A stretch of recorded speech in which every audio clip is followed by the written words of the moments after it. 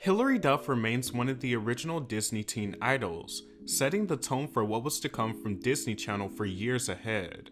But unlike her successors, she has kept a relatively low profile, free of drama and massive scandals, never quite settling into the massive celebrity status that Disney afforded her, and never quite solidifying her music career into her adult years. After a string of minor roles when she was still in single digits, Hilary would land her breakthrough role with the Disney Channel hit TV show Lizzie McGuire. At the tender age of 14, she gave life to the main character, Lizzie. It's a show that followed Lizzie and her friends Miranda and Gordo through the troubles of being a teenager.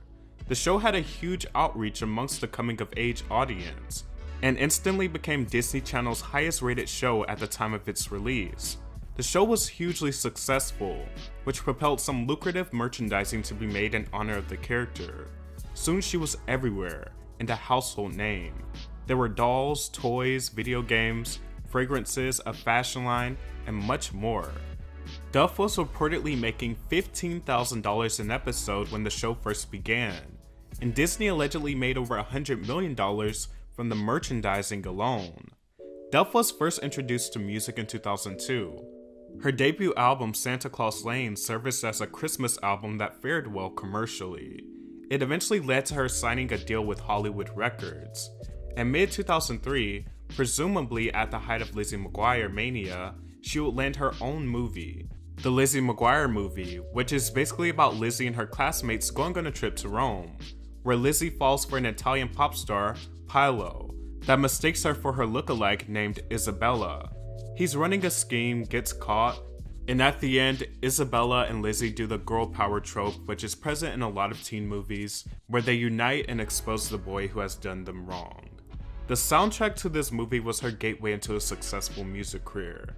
If you were a Disney Channel fan during the thousands, chances are you could not escape what dreams are made of. And for good reason. The soundtrack it was a part of sold over 2 million copies, and its parent movie grossed over $50 million at the box office. It wouldn't be until 2003's Metamorphosis that she completely opened the doors for her music career, and she sort of began the business model of Disney Channel stars getting record deals, even if they didn't exactly warrant one. That same year, Duff starred in the biggest movie of her career, titled Cheaper by the Dozen, which grossed $190 million at the box office. And I say this is where the typecasting began in her career. If you don't know what typecasting is, it's basically when an actor or actress is repeatedly assigned to the same type of role, as a result of the appropriateness of their appearance or previous success in such roles. To put it simply, Hilary played the same character with the same personality traits, just with a different name and sometimes a new wig. Hilary at this point in time was still Disney's biggest act. She had broken numerous viewing records for them, revived Hollywood Records after a commercial drought, and starred in movies like Cadet Kelly, which were immensely successful for the network, and Lizzie McGuire was the most successful Disney Channel show. Unfortunately, that could not stop Lizzie McGuire from getting sucked into the Disney blender and effectively getting dumped away. The root of why Lizzie McGuire ended all has to do with money. Disney thought they'd be able to bully us into accepting whatever offer they wanted to make, and they couldn't, Duff's mother Susan told Entertainment Weekly. We walked away from a sequel. They walked away from a franchise. Basically, Hilary and her team felt like she was getting lowballed, so they decided to walk away. Post-Disney, she will continue to star in movies such as A Cinderella Story and release multiple albums. Her third self-titled album is the album where she sought to distance herself from the Lizzie McGuire image.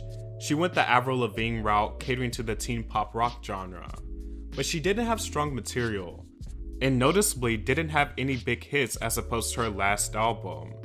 One interesting fact is that this album was intended to house Kelly Clarkson's 2004 hit Since You've Been Gone, but the notes were too high for Hilary, so she passed on it, and I have no doubts that she made the right decision. Since You've Been Gone belongs to the vocal cords of Kelly Clarkson, and I couldn't imagine it any other way.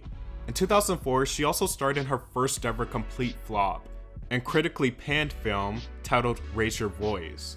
It features some really bad lip syncing, some really bad acting, and a ton of cliches. She never quite got her acting or music career to be taken seriously past Disney. nor did she take on more serious roles that separated her from Lizzie McGuire. The following year, she rebounded with a success at the box office with the film The Perfect Man, and released her first ever greatest hits album after only 3 albums. That is basically a career-ending signifier. Your label releasing a greatest hits album, and you're not even 20 years old, nor do you have the catalog for one. It was released so early on. She then starred in Cheaper by the Dozen too, which was once again critically panned, especially her performance. In 2007, she finally made her first full-fledged coming-of-age album with Dignity, a dance pop record with a more mature look and just slightly pulling away from her teeny bopper days. By this time, Hilary Duff fully began to age out of her teen idol days, and the new generation of Disney stars came in swinging. Hannah Montana was taking over the world, and Hilary was releasing yet another greatest hits album. Quoted from LA Times, she admitted that her last album, 2008's Best of Hilary Duff, was kind of a joke. She owed Hollywood Records one more album, so the label asked her to release a greatest hits compilation. It made me really upset, she recalled. Like I was 19, why was I having a greatest hits album? It's clear her label didn't put as much effort into her after she was done being Lizzie McGuire. Fast forward, by 2012, Hilary became a mother, and she also revealed that during the Lizzie McGuire days that she struggled with an eating disorder. Thankfully, she overcame it and is living a much healthier lifestyle now. Hilary got her first starring role in a TV show since Lizzie McGuire with the show Younger. By 2015, she made a lukewarm return to music with her 5th album Breathe In, Breathe Out, and decided that music was going to be a bit tougher this time. Trying to penetrate the music world takes all your time, she says. You have to hit every radio station, or they won't play your single unless you're like Taylor Swift.